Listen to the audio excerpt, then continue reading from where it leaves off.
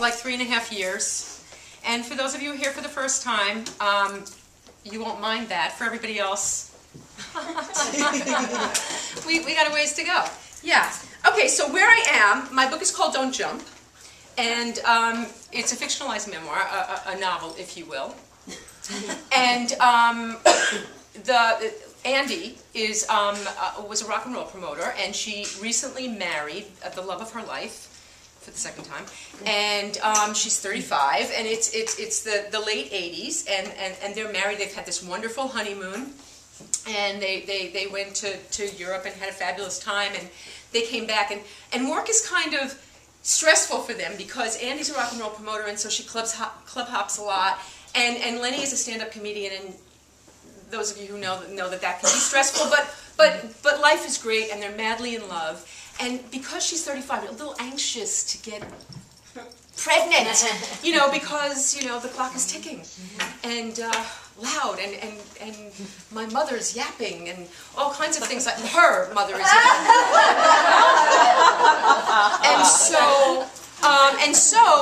So now she gets pregnant, first time out. And it's so wonderful, and they go to Jamaica while she's pregnant, and she sneaks a little bit, has a little bit of pot, but just a little, because she's been clean and sober, because she wants to do this right for the baby. And so anyway, at 14 weeks, she goes to see her doctor, and he happens to be a really good friend of hers. Yeah, he looks at her down there, and they're friends. It's kind of awkward. But anyway, yeah, so she goes to see Dr. Rubin, who's her gyno and her friend, and it's 14 weeks, and he doesn't discern a heartbeat, but he says, don't panic, the baby's probably sleeping, don't worry about it. And she's growing and getting bigger and feeling great, so she said, okay, everything's going to be okay. And that's where we are. And my mother's her mother's name is Cookie. No sarcasm at all. The day after my visit with Dr. Rubin, Lenny was scheduled to do a dive in Pennsylvania, about 2 hours northwest. I figured whatever I was going to do could wait for another couple of days. After all, the baby was only sleeping. Dr. Rubin said so. Arriving about an hour before the show, I went to the club with Lenny, happy for the diversion, grateful to be away from the skanky hotel. It was a really crappy lodging, which Lenny had to contend with, and it was one of only the few. That very rarely happened, but there was a beautiful countryside, so it made it doable. On Saturday, we went out to breakfast and for a drive. Starting to feel really crummy by late afternoon, I decided to stay in the room while Lenny did his shows, something I never did. Just about the time Lenny was hitting the stage for the second show, I started to bleed. A lot. Frantically, I called Dr. Rubin, leaving an urgent message on his service. Calling back within moments, he advised me to lie down and keep my feet up. I'll schedule an ultrasound for Monday morning. Just take it easy till then. Hanging up, I wanted desperately to believe that the situation was salvageable. I phoned the club and left word for Lenny to call me as soon as he got off stage. He was headlining, so that meant at least 45 minutes. The passing of time was interminable. I tried to lie down and stay still, raising my legs in the air. I willed my baby to miraculously reroute and be healthy. Lenny was breathless and panicked when he called 46 minutes later. Racing back to the hotel, we were out the door and on our way as soon as he packed the car and checked out. Lenny, starving, stopped at Arby's about halfway. Crap food aside, I couldn't eat a thing. My heart was breaking. My baby was dying. There was no room for anything else. On Sunday morning, Lenny had to leave for a cruise. Following the last ship-to-hell experience, we'd mutually decided that I'd be better off at home. That lonely child of divorce Sunday feeling I'd escaped with Lenny came back full-blown. I spent the day in bed playing Let's Make a Deal with God, praying for a miracle. God was my convenience in desperate times. I had no rapport or no understanding. I was simply terrified. Cookie, my mother, picked me up Monday morning to drive me to get an ultrasound. She looked as scared as I felt. Forced to drink massive amounts of water prior to the test to ensure an accurate picture, maintaining the deluge of fluid was impossible. I barely dared breathe, let alone move. It didn't serve to distract me, nor did Cookie's non-stop conversation. My misery was not to be deterred. After an hour, I consumed the requisite fluid and was ready. I wasn't really ready, but it was time. Cookie offered to come in with me, but the memory of her passing out years before was still vivid.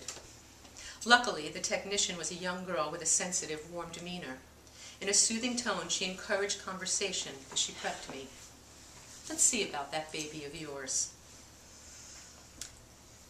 After subtly turning the screen so that I couldn't see, she moved the instrument around my swollen belly.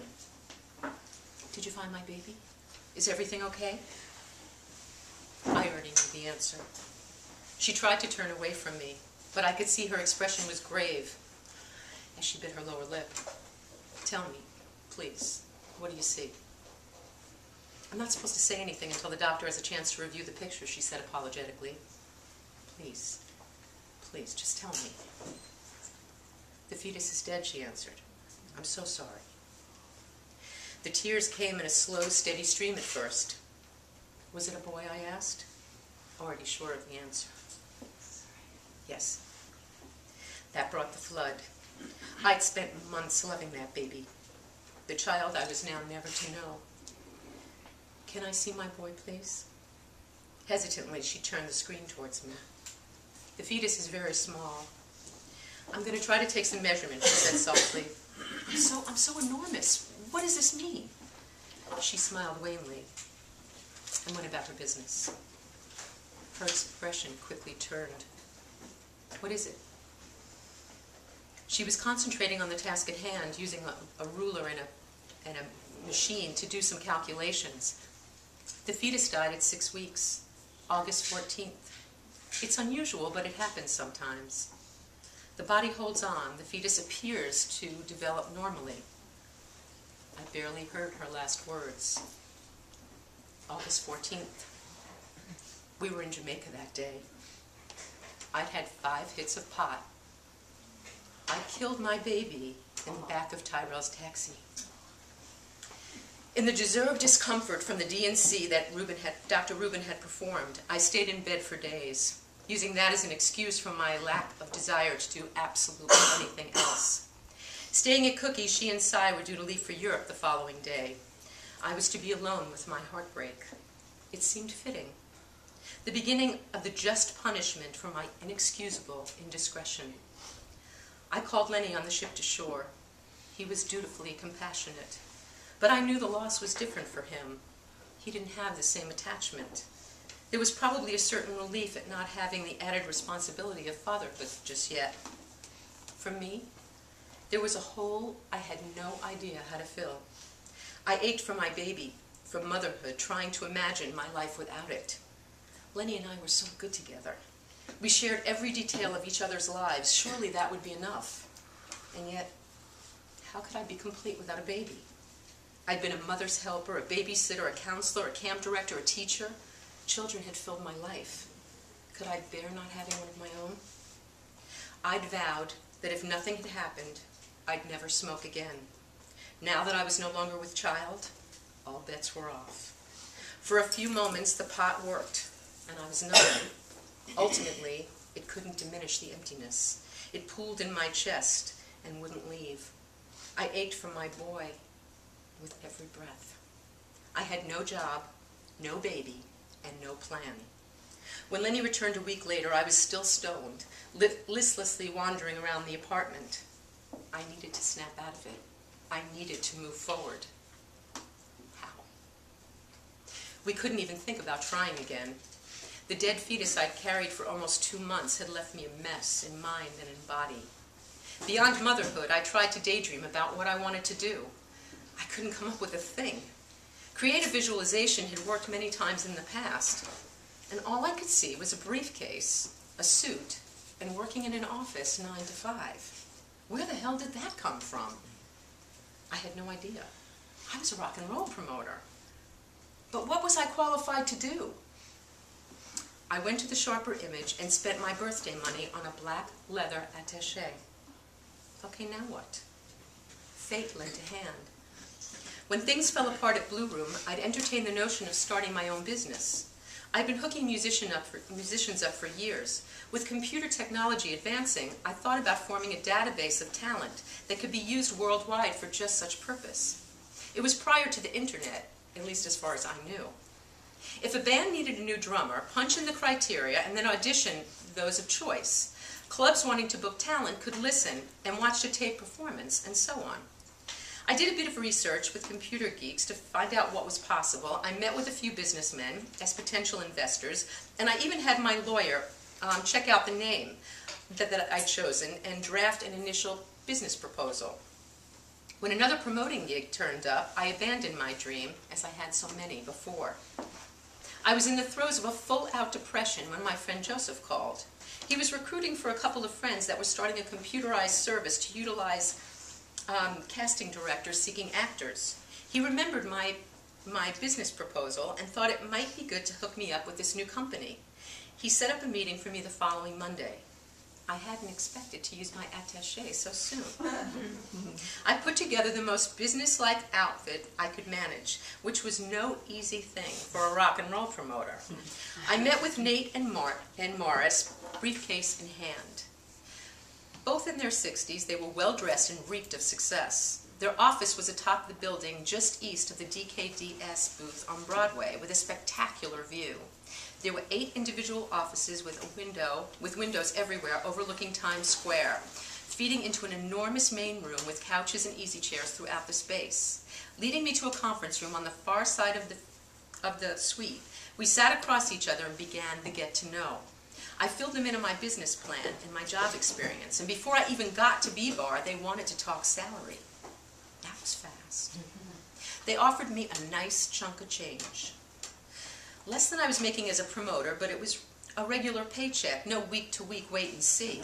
There'd be benefits after 3 months, something I hadn't had since I'd had a union job as a waitress. The stability was worth a lot to me. The best part of it was my title. I somehow talked them into Senior Vice President, the coolest credit I've ever had. Also the most bogus. The company was started without much capital, and what was available was spent on show. I was a good, thrifty Jewess. No amount of negotiating skills, however, could offset their misguided use of their limited funds. They were spending tens of thousands of dollars on monthly rent, but sweating the pennies on everything else. The casting directors were willing. They had nothing to lose. We provided them with the computers and taught them how to use them. It was the early 90s, and all of them were using paper files. Our service was a gift to them, even if they never cast a role from it. We brought them into the land of speed and efficiency. It was the actors who got screwed. My original business plan was intended to serve users on both sides. I believed that to be true of this as well. It took me a while to realize that this casting service was intended to make money with no concern for the poor actors duped into spending their few saved dollars for a chance at work.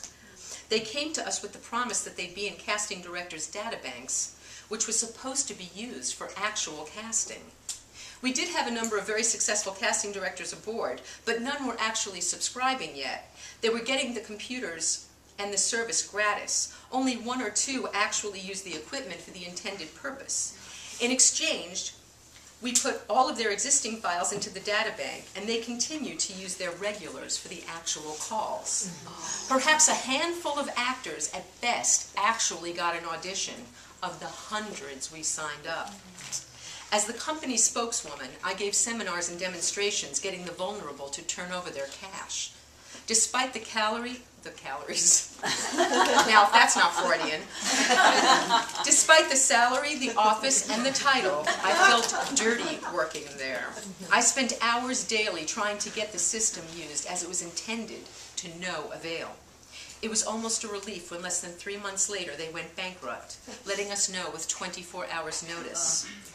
With the distraction of the job gone, I plunged once again into the depths. I had nothing to focus on other than my desire to be a mother and how much it hurt down there. Still in tremendous discomfort, Dr. Rubin assured me that it was all in my head. Furious at the suggestion that it was my neurosis, at Lenny's urging, I made an appointment with his urologist. I felt like I was cheating on Dr. Rubin, but rationalized that Dr. Katz was not a gyno. Sure enough, Dr. Euro informed me that I had a severe bladder and kidney infection caused by retaining a dead fetus for 6 weeks. He prescribed short antibiotics that I had to take for 3 months and advised me not to try to get pregnant. Until then, I was crushed. Had Dr. Rubin trusted my symptoms and referred me to a urologist immediately, he could have saved me from months of discomfort and prevented the infection that strengthened as it did. His ego was better served than I was. And had his office been more up-to-date with sonogram equipment, he would have known immediately that the fetus was no longer viable and could have prevented some of the drama that came to pass. At least if he'd sent me for a test, there would have been less discernible heartbreak at 14 weeks. It would have minimized the physical and emotional trauma to some extent. I didn't blame him for what happened, but I couldn't stay with him. Another costly casualty of the situation. I could have looked for a job at that point, but rationalized that in the 3 months we'd make a baby. It was too far away not to work, and I wallowed in my misery. When my infection finally cleared, we were given the go-ahead to start trying. I was elated and confident we'd see immediate results. I'd gotten pregnant on the first try last go-round. When it didn't happen for 3 months, I went bonkers. I was aging by the minute. We knew we had what it took to make a baby, but damn it, it wasn't working. We went to a fertility specialist. Lenny came in a cup, and we both poked and prodded. We were advised to take my temperature and have sex the exact second that it spiked. But first, I was to douche with baking soda to aid motility, and then keep my legs up in the air for at least 10 minutes. Nice. In July, Saul booked Lenny for a cruise. I went along as much for a change of scene as for the fact that I'd be ovulating. The first couple of days were perfect. Just as we pulled into the dock in Bermuda, my temperature soared. It's time! Come here! Now! Where's the damn baking soda? Isn't it romantic?